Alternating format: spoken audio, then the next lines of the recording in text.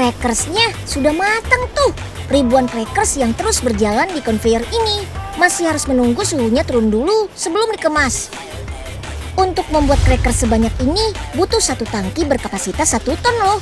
Tanpa tersentuh tangan, tepung terigu yang disimpan dalam silo akan turun mengisi tangki. Tambahkan dengan bahan-bahan lain yuk. Ada air, lemak, minyak sayur, susu, garam, dan pengembang.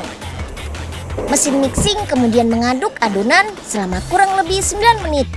Sip deh, sekarang diamkan adonan dalam ruang fermentasi selama 2 jam. Suhu panas dalam ruangan ini akan membantu adonan cepat mengembang. Setelah melewati proses fermentasi, pindahkan adonan ke mesin laminasi untuk menipiskan adonan melalui 4 tahapan hingga diperoleh ketebalan 1 mm. Sambil terus berjalan di atas conveyor, adonan akan langsung dicetak membentuk potongan persegi. Dalam 1 menit, alat cetak ini bisa menghasilkan 90-an keping per barisnya. Nah, ini dia yang ditunggu-tunggu. Taburkan abon sapinya. Abon sapi ini dibuat dari daging sapi asli yang kaya akan kalsium, fosfor, dan vitamin D. Panggang adonan crackers yang sudah ditaburi abon dalam oven sepanjang 70 meter ini. Dengan suhu di atas 200 derajat Celcius, mesin oven ini mampu memanggang adonan dalam waktu 4 menit saja. Crackers yang sudah matang tinggal dikemas secara otomatis. Mantap! Unyil masih punya olahan nikmat lain dari abon. Ada juga loh makanan terenak di dunia yang dibuat dari daging sapi. Kita icip lezatnya sesaat lagi. Yuk kita kemon! Si Unyil, yuk kita kemon! Cita rasa manis dan gurih membuat abon jadi lauk favorit. Praktis, ekonomis, dan bisa disimpan lama lagi. Kalau soal gizi sih, yakin bernutrisi deh, karena dibuat dari daging sapi segar. Daging sapi segar ini didatangkan dari rumah potong dan langsung dibersihkan menggunakan air bersih. Lanjut, daging sapi bakal direbus bersama rempah-rempah sampai matang. Sambil nunggu rebusan daging sapinya matang, kita lanjut siapin bahan tambahan lain nih sebagai campurannya. Yap, perlu teman-teman tahu ya. Abon murni memang dibuat dari 100% daging asli. Tapi buat menekan harga biar lebih terjangkau, ada juga loh abon daging yang dicampur sama kacang-kacangan. Salah satunya ada kacang koro pedang ini. Kacang koro pedang dikenal kaya protein yang dibutuhkan untuk regenerasi sel dalam pembentukan sel baru bagi anak-anak. Wih, nutrisinya jadi double tuh. Kacang-kacangan dipilih sebagai campuran karena bisa bikin abon jadi lebih mengembang dan memberikan tekstur garing dan gurih saat dimakan. Lanjut, daging sapi hasil rebusan kemudian disuir-suir mengikuti serat-serat dagingnya. Baru deh daging hasil suiran dicampur sama bahan campuran kacang yang sudah dihaluskan sampai menjadi adonan. Adonan tinggal didiamkan selama semalaman dalam bak penampungan berkapasitas 210 kg ini. Dan ini dia saat yang ditunggu-tunggu. Kita goreng adonan abonnya. Proses penggorengan dilakukan selama 20 menit sambil diaduk menggunakan mesin.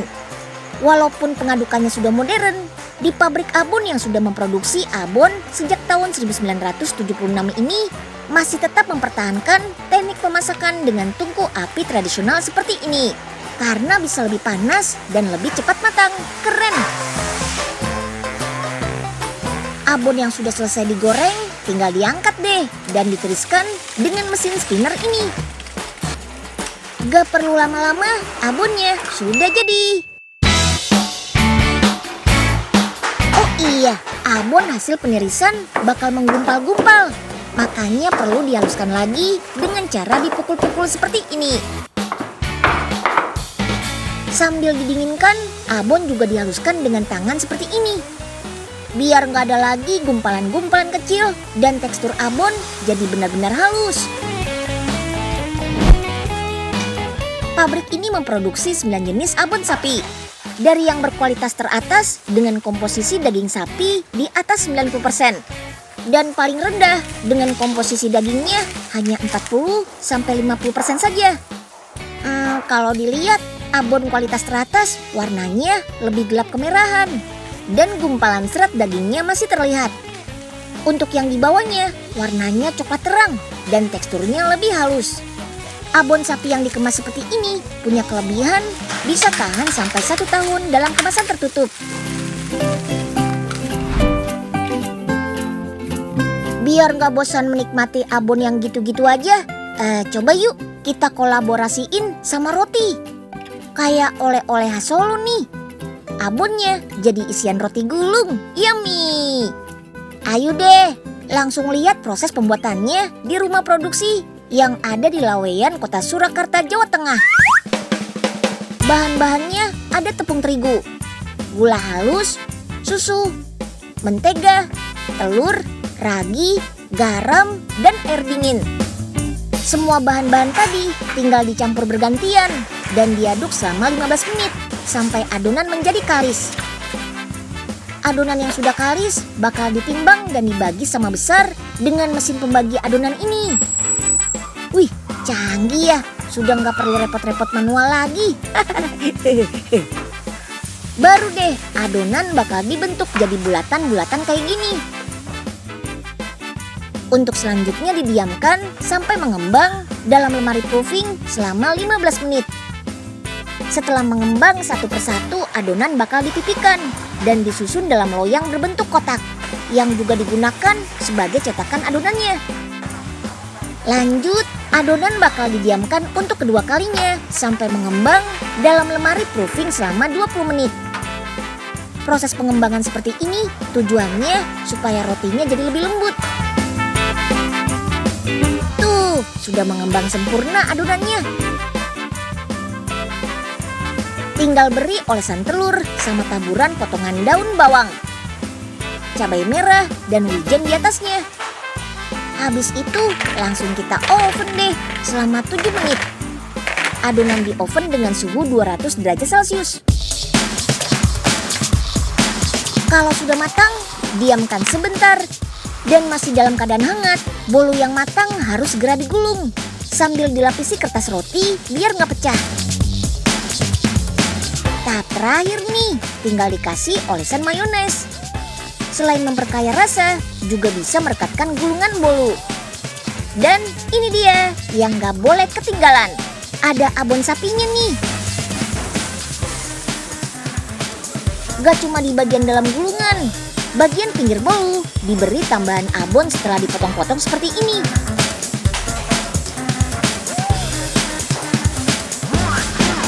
Wah, dijamin terpesona deh sama nikmatnya perpaduan bolu yang lembut dan abon sapi yang tebal di sekelilingnya. Yummy! Nah, gimana? Gak cuma gurih dan enak, abon memang paling praktis buat dikonsumsi. Apalagi bisa dijadiin campuran buat aneka hidangan. Abon yang terbuat dari daging asli sudah pasti kaya akan protein hewani, zat besi untuk pembentukan dan kelancaran sel darah. Juga menjadi sumber kalori untuk asupan energi pada tubuh kita. Mantap!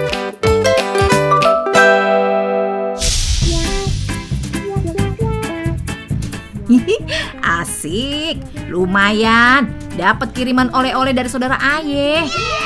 Kayaknya ada yang kurang nih. Iya, minumannya beloman. Ambil dulu ah. Akhirnya bisa nyicipin. Wah, maling! Ada maling! Kenapa, Po? Apa yang dimalingin? Ini Nyil, kue abon gulung empok Nyil. Tadi pan ada di sini. Tenang Po Ipe, Detektif Unyil bakal bantu Po Ipe deh nyari pelakunya. Sebentar ya. Nah, ini ada jejak abon yang berceceran nih. Coba kita ikutin, Po. Arah-arahnya kayaknya Empok tahu nih kemana. Ini jejaknya mengarah ke pos ronda tuh, Po. Ayo Nyil, kita samperin. Empok pengen lihat siapa yang ngambil. Asik. Ayo, dasar si Ogan, sembarangan aja. Sini, awas ya. tepokin nih, sampai jadi abon. Wah, Waduh. ampun Pak Ipeh. Yuk kita kemon.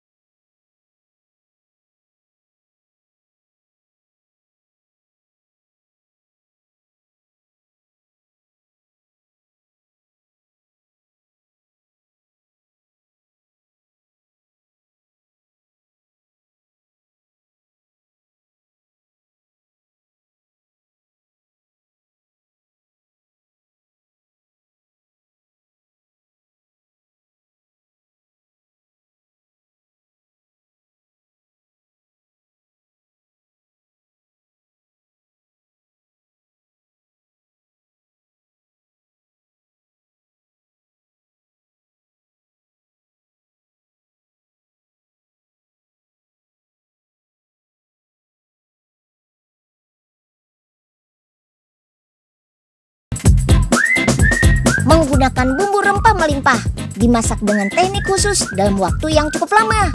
Gak heran deh kenapa rasa rendang nendang banget. Agar bisa dinikmati setiap saat, sekarang sudah ada rendang siap saji nih. Tinggal hop. Ikut Unyil melihat proses produksinya yuk. Sebelumnya kita siapkan dulu bahan utamanya, daging sapi. Come on! Sebelum dipotong, sapi dikuliti terlebih dahulu. Diawali proses pembukaan kulit awal secara manual pada bagian-bagian lipatan kulit seperti ketiak sapi. Gak lupa diberi juga semprotan angin pada bagian bawah kulit, biar kulit bisa dilepas dengan mudah. Yap, selanjutnya kulit bakal langsung ditarik dengan mesin dan otomatis terpisah dari bagian dagingnya deh. Wih, cepat kan? Nah, proses pemotongan ini menggunakan gergaji mesin untuk memudahkan juga mempercepat proses pemotongan daging sapi yang masih utuh. Gergaji mesin ini bakal membelah tulang punggung sapi utuh sampai menjadi dua bagian terpisah. Oke deh, daging-daging sapi selanjutnya tinggal dibawa ke proses pengemasan. Sip, daging sapinya siap untuk diolah. Pertama kita cuci dulu yuk daging sapinya. Bersihkan sisa darah dan kotoran yang masih menempel ya. Nyucinya pakai air mengalir. Sekarang kita potong-potong deh, sekitar 70 gram setiap potongnya. Satu potong daging cukup buat satu porsi makan. Tapi kalau Unyil kayaknya harus 2 potong nih. Lanjut yuk, kita haluskan bumbunya. Ada cabai, bawang merah, bawang putih, kemiri, jinten, kapulaga, dan biji pala. Kemiri dipakai biar saus rendangnya semakin creamy. Oke, saatnya kita tumis. Tambahkan juga serai, daun jeruk, daun salam, dan bunga lawang. Kalau sudah mendidih, bisa kita tambahkan deh santannya. Harus diaduk terus ya, sampai mendidih, agar tekstur santannya tidak pecah. Setelah mendidih, kita masukkan daging sapi deh. Daging sapinya menggunakan bagian paha belakang atau gandik. Soalnya bagian ini tidak mudah hancur ketika dimasak dalam waktu lama. Selain dibuat rendang, bagian ini juga bisa diolah menjadi dendeng atau abon sapi. Proses memasak rendang ini membutuhkan waktu hingga 6 jam loh, sampai bumbu agak kering dan meresap ke dalam daging. Diaduk sesekali ya, biar nggak gosong. Nah, setelah 6 jam, rendangnya akan mengering dan berwarna gelap seperti ini. Tandanya sudah matang nih. Asik-asik. Packingnya pakai kemasan khusus ya. Namanya retort bag. Kemasan ini tahan dipanaskan hingga suhu tinggi. Jadi bisa melalui proses sterilisasi. Proses sterilisasinya menggunakan suhu di atas 120 derajat Celcius selama 30 menit. Selain untuk mematikan bakteri, proses ini juga membantu agar daging rendang lebih empuk. Dalam 1 bulan, lebih dari 400 bungkus rendang frozen dipasarkan ke seluruh Indonesia. Tenang saja, rendang ini bisa bertahan di luar kulkas hingga 3 bulan. Selama bungkusnya belum terbuka ya. Jadi bisa dikirim kemana saja deh. Produk yang dijual dengan harga Rp50.000 ini juga bisa dipesan secara online lagi. Praktis kan? Untuk penyajiannya juga semudah membalikan telapak tangan nih. Cukup buka bungkusnya, bisa langsung disantap deh. Tapi kalau mau diangetin dulu juga boleh kok. Meski terkenal lezat, mengkonsumsi rendang belum bisa memenuhi kebutuhan nutrisi kita. Proses pemanasan dalam waktu yang lama membuat kandungan asam amino pada daging sapi rusak. Makanya harus diimbangi makanan pendamping sebagai pelengkap gizi. Bisa dengan sayuran atau lauk lainnya.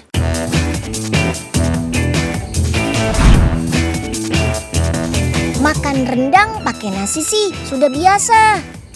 Kalau rendang pakai bakso, apalagi baksonya bukan bulat-bulat kayak bola, tapi lebih mirip bolu gulung. Yap, ini dia bakso gulung isi rendang. Langsung saja kita lihat proses bikinnya. Pertama, kita giling dulu daging sapinya ya. Dalam sebulan, rumah produksi yang berlokasi di Jakarta ini bisa menghabiskan 50 kg daging sapi. Daging yang digunakan adalah daging sapi segar, bukan daging sapi impor beku. Nah, kalau sudah mulai halus, kita masukkan deh bumbu-bumbunya. Seperti gula, garam, lada, dan bawang goreng. Terus kita haluskan lagi. Agar adonan bakso bisa menyatu dengan isian rendang, adonannya harus ditambahkan bumbu rendang ya. Terus kita aduk deh sampai merata. Oke, adonan baksonya sudah siap. Sekarang kita mulai menggulung yuk. Ratakan dulu adonan baksonya. Untuk 1 kilo daging sapi bisa menghasilkan 6-8 gulung. Sekarang kita masukkan potongan daging rendangnya. Jangan terlalu banyak, nanti susah digulungnya. Wah, ternyata adonan bakso bisa dibentuk seperti bolu gulung gini ya, keren. Terakhir, tinggal kita kukus deh selama 45 menit. Bakso yang mulai dipasarkan tahun 2014 ini bisa bertahan hingga 6 bulan bila disimpan di dalam freezer. Untuk penyajiannya cuma perlu dihangatkan kok. Membuat produk ini praktis buat dimakan di mana saja. Bahkan di tengah laut seperti ini. Cocok banget deh buat dibawa liburan. Kandungan protein yang cukup tinggi pada bakso dan daging rendang juga bisa membuat perut kita kenyang lebih lama loh. Belum lagi kandungan asam amino esensialnya yang dibutuhkan untuk pertumbuhan dan pemeliharaan tubuh anak-anak seusia kita. Mantap!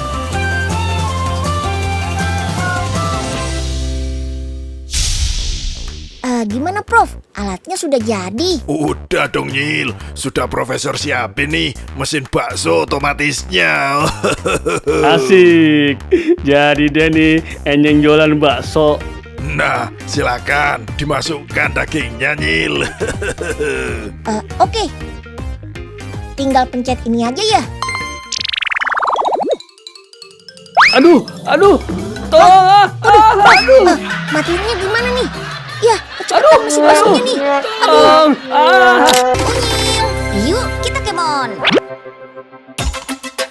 Yuhu, tim abon sama tim rendang, mana nih suaranya?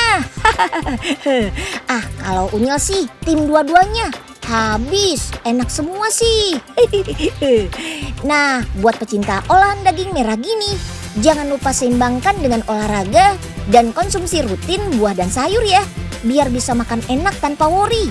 Sampai jumpa dalam episode lainnya. Dadah!